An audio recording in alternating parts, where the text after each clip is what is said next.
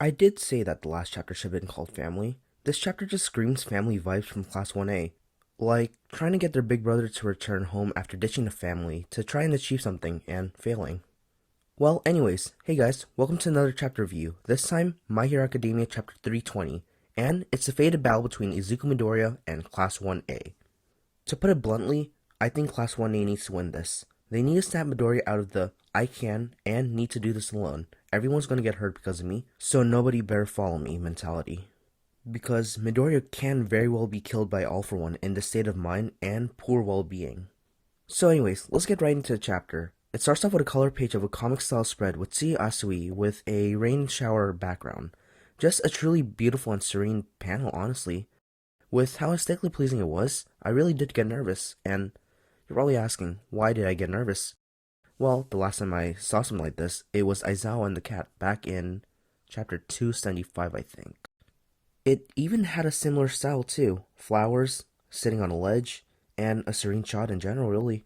And, well, we know what happened to Aizawa. He got screwed up in the war. I'm not trying to say anything, but I really hope nothing bad happens to Tsuyu or, like, she's revealed to be someone she's not. But at the end of the chapter, it says otherwise, so far. So that's a good thing, I guess.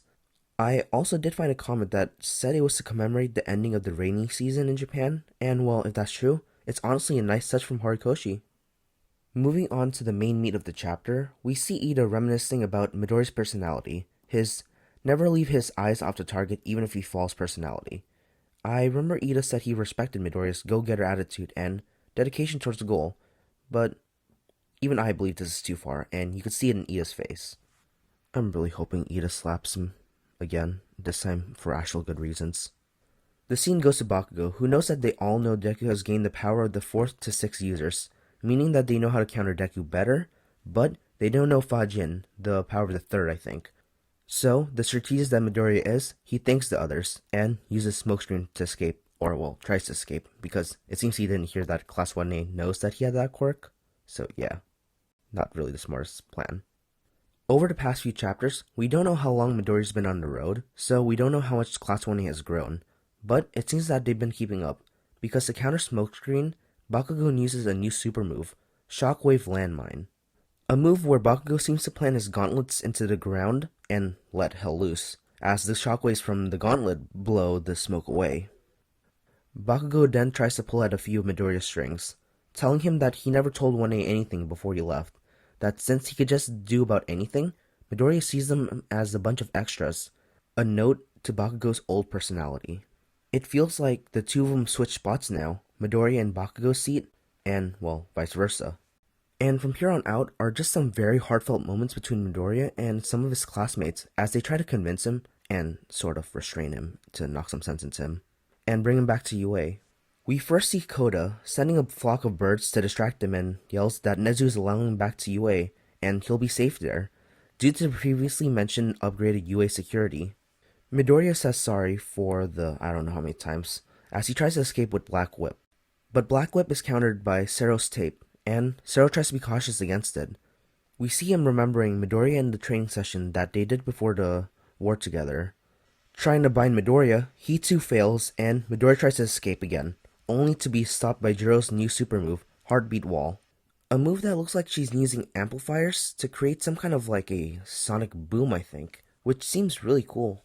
She reflects on the time when Midoriya helped her back during the Culture Festival, when she needed help organizing her notes.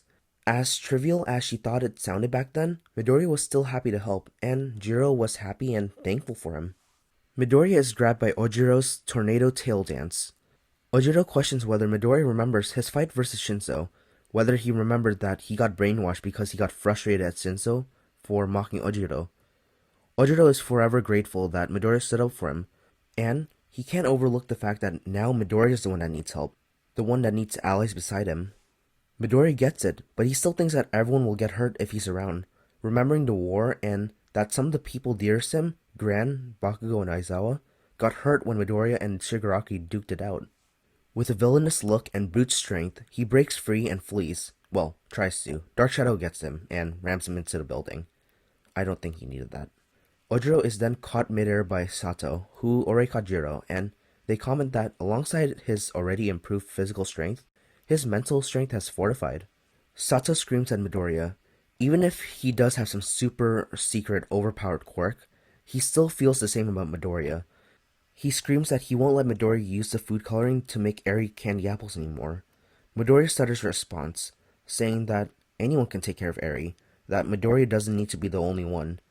But ask Eri that, and she might have a different answer. She might beg to differ there. Out of nowhere, just like a prisoner who's done wrong, Midoriya is bound to a machine that was supposed to force him to sleep, made by Yall. She said that they were going to follow Midoriya no matter what, but thanks to the end of her agency, they can make use of their quirks legally now and help Midoriya, and in this case, get Midoriya back to safety. Breaking free before being forced to take a nap, Midoriya yells at them to stop caring about him, to stop following him, a scream of despair, one where even Dark Shadow is sad about. Kaminari comes in, and even in a situation like this, where everyone is using their quirks to stop Midoriya, he just shoulder hugs him, a testament of his personality. He says that they will worry about Midoriya, whether he likes it or not. They know One for All is important, but the well-being of their friend is more important. He's not wrong. If Midoriya is dead, One for All is also done for. Kaminari knows that they have different hobbies, but that doesn't mean they're not friends. Kaminari wants Midoriya to lean on others for help, and he will force Midoriya to do so. Shoji, taking advantage of the time, put some kind of tape probably made by Yall. How did they find this tape if Yall maybe didn't make this?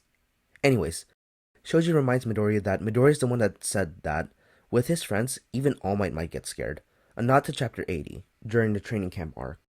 Out of nowhere, Tokoyami uses this new super move, Ragnarok Womb, a move that engulfs the target within Dark Shadow. Here, Tokoyami also reminds Midoriya that it was his idea to use Dark Shadow's offense as defense. Shoji laments, is Class 1A just another group of people that Midoriya just thinks he needs to protect? Even though they are all heroes in training, it's fair to say that if Midoriya thinks like this, it'll feel like all of 1A's works over the year were all for nothing, really. Inside, Kaminari becomes a living meme by exclaiming that the first thing they do when they get back is to get Midoriya a bath, and, well, considering how long the guy's been out, he probably reeks. Struggling, Midoriya somehow breaks free, screaming and destroying the building, as he soars over the All Might statue. Hope all the civilians got away. Tokoyami is surprised he got out. Midoriya's mask falls off, and we see him holding back tears, moments away from full-on breaking down. The moment that his mask fell, his facade also started cracking. Having a mask hides many things, and when it's gone, you feel naked. He knows that they mean well, that they're actually worried for him. It's gone to the point that Danger Sense hasn't even gone off, probably because the others maybe already knew that 1A was coming, because of what the second user said. But only he knows from first-hand experience of the danger ahead. Midoriya screams out a gut-wrenching sob of "Get away from me, I'm fine," starting to finally reach its limits, especially emotionally. Over the course of the story, Midoriya has started getting emotionally tough. He still shows emotion and all, of course, but more in the sense that he doesn't cry as often, so showing him cry after God knows how long shows that he's finally reaching that limit, that breaking point. Flying backwards, he hits Todoroki's heaven-piercing ice wall, stopping him dead in his tracks. He questions Midoriya. If the burn placed on him doesn't allow him to cry, let 1A share the burn. It reminds me of Chapter 137, when Midoriya let his emotions seep out of him, during that Eri rescue arc and when he was told that All Might would die soon. He cheered up a bit, but that hardness resolved, saying that heroes don't cry, only for Todoroki to say that no, even heroes have to, he thinks. Suyu jumps in, saying that she won't let Midoriya run away. She doesn't want to have that helpless feeling she had back when Midoriya, Ida, Todoroki, Kirishima, and Yadorozu went to save Bakugo. She was tired of crying. She tells Midoriya he's allowed to tremble and cry when he's scared. He's allowed to find comfort in friends. That's what friends are for. This is what makes a human human. People are not emotionless. It's very hard for us to be. A flaw in us is thinking that we can be emotionless. To find the best in oneself is to acknowledge the said flaws and to embrace it. Midoriya is not and cannot be a one-man show. He's still a high schooler. He's still a 16-year-old boy who's still in the first year of high school. Masking emotions can only harm himself. If Midoriya plans to become one of those superheroes in those fantasies and comics, Class 1A will be by Midoriya's side as he turns that fiction into reality. He doesn't realize it, and I hope he comes to his senses soon. In a way, with the burden of One for All and All for One targeting him, he's kind of been brainwashed. He's basically had his world turned upside down, and he's changed because of it. Yet Class 1A is there for a reason. They're clear-minded, not fogged up by the current circumstances, and they're ready to snap Midoriya back into reality. The chapter ends with the foreshadowing of Chapter 321, the climax of 1A v Deku. Alright, so this wasn't an all-out battle like we thought it would be between the two sides, and well, thank God it wasn't, because it probably would have ended badly, like Junior Varsity Basketball versus 2016 Golden State Warriors badly. If Midoriya really went all out, he could have ended them quickly, like Thanos snapped half of existence quickly. 11 of Class 1A have had their moments with Midoriya, and I'm wondering if the remaining 8 or 9 will share a moment, that being Aoyama, Mina, Hakagure, Ida, Kirishima, Mineta, Uraraka, and Bakugo. Unless Ida's and Bakugo's already counted earlier in the chapter. Because even if they're getting folded physically, emotionally, they're getting through. Well, that's all I really had today. Sorry it was a long video. Like, comment, and subscribe. That'd be greatly appreciated. And have a good one, really. Peace.